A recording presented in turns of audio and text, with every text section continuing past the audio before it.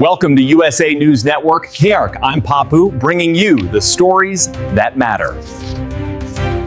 And it just goes to show that all of us who have been speaking out about this and saying, like, it doesn't seem like you guys are giving Caitlyn, the kind of props that she deserves for bringing all these eyeballs and, the Caitlin Clark effect that we talk about, viewership, money, all of those things. All of the people who were shouting this for the entire WNBA season, this is an instance where we are proof. Caitlin Clark's takeover of the sports marketing world didn't begin with the Nike commercial that exploded across the internet. It actually started months earlier, quietly, almost casually, in a State Farm commercial that nobody expected to become a turning point in women's sports. Back then, she was still at Iowa, a college superstar but not yet the global phenomenon she is today. Yet when that State Farm ad aired, something unusual happened. Caitlin didn't look like a nervous college athlete reading lines. She looked like someone who had been doing national ads for 10 years. Her timing, presence, and delivery felt effortless, and brands noticed immediately. The metrics didn't just spike, they went crazy. That one commercial outperformed entire WNBA final marketing campaigns, and every major company watching understood something instantly. Caitlin Clark wasn't just an athlete who could appear in ads. She was an advertising engine disguised as an athlete. From that moment forward, the biggest brands in the world started quietly preparing their pitches. Nike, Gatorade, Wilson, they all wanted a piece of Caitlin.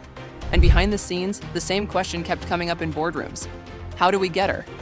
But as her fame skyrocketed, Nike found itself facing unexpected heat.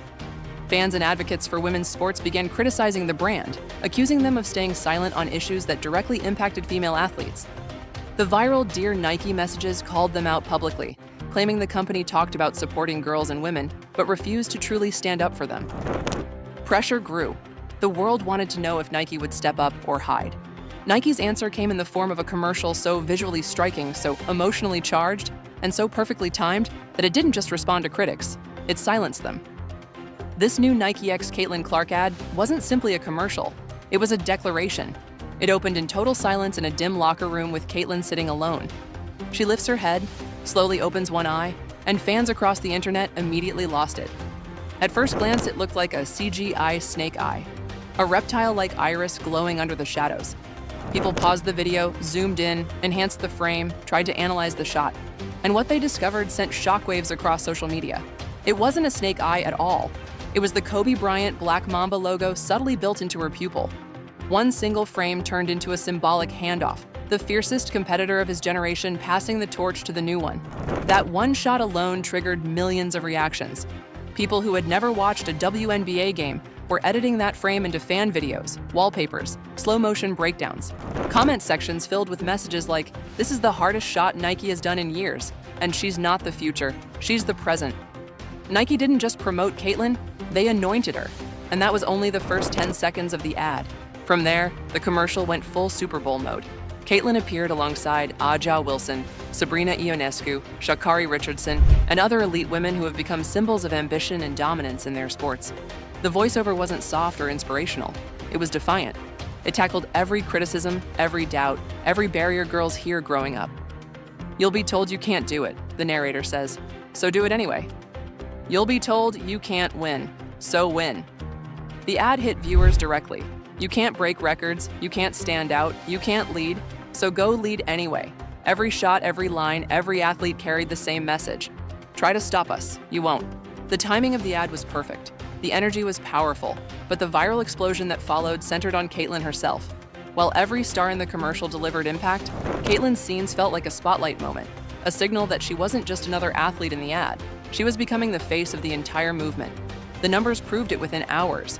Tens of millions of views, thousands of edits, reaction videos across all platforms, trending in multiple countries, and research firms ranking it as a top-tier Super Bowl-level ad for emotional punch and social impact. For a rookie, in her first season, in a league that had never seen global attention at this scale, it was unreal. But the Nike commercial was only one piece of something much bigger.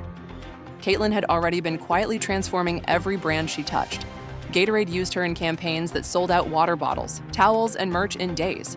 Wilson released special edition basketballs featuring Caitlin's initials, and they instantly became collector items. The CC monogram, which some people mocked online when it first leaked, turned into one of the most requested logos for apparel, posters, and merch. Kids started bringing Caitlin-branded Gatorade bottles to school. Wilson basketballs with her signature designs began popping up on resale sites. The numbers were undeniable. Every brand Caitlin worked with saw the same pattern: viral clips, skyrocketing sales, massive search spikes, and engagement levels unheard of in women's sports. Marketers call this the conversion effect, not just views, but purchases. Caitlin Clark had become the most powerful marketing asset in women's basketball history. For brands, she wasn't hype. She was revenue. Fan reactions amplified this even further.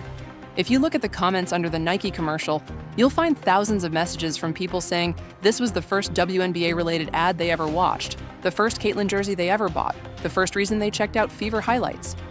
Some people openly admitted they were watching the WNBA now specifically because of Caitlin. That is exactly what brands dream of. Someone who can convert a non-fan into a paying fan with one commercial. And in the middle of this marketing explosion, the WNBA watched as Nike, Gatorade, the LPGA, Wilson, and nearly every major sponsor capitalized on Caitlin more efficiently and more aggressively than the league itself. It became painfully clear that Caitlin wasn't riding the league's momentum. The league was riding hers. Right now, Caitlin Clark is bigger than the WNBA, and every brand in the world is treating her like it. But the biggest shift wasn't just happening on social media or inside brand strategy meetings. It was happening in homes, in classrooms, in sports stores, and in the millions of casual viewers who were being introduced to Caitlin through advertising, not basketball.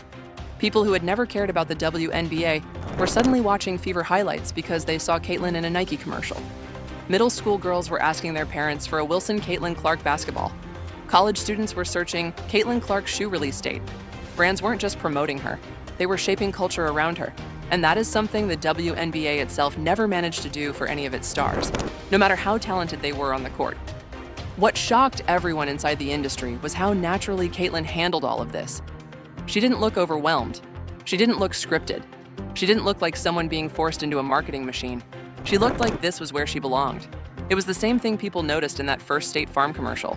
She behaves in front of a camera the same way she behaves behind the arc: calm, composed, confident, and unbothered by pressure. Brands don't just want an athlete with reach, they want an athlete who feels authentic on camera. Caitlin checks both boxes better than almost anyone of her generation. Nike's decision to center the entire commercial around the message of "do it anyway" was brilliant because it matched Caitlin's entire brand identity.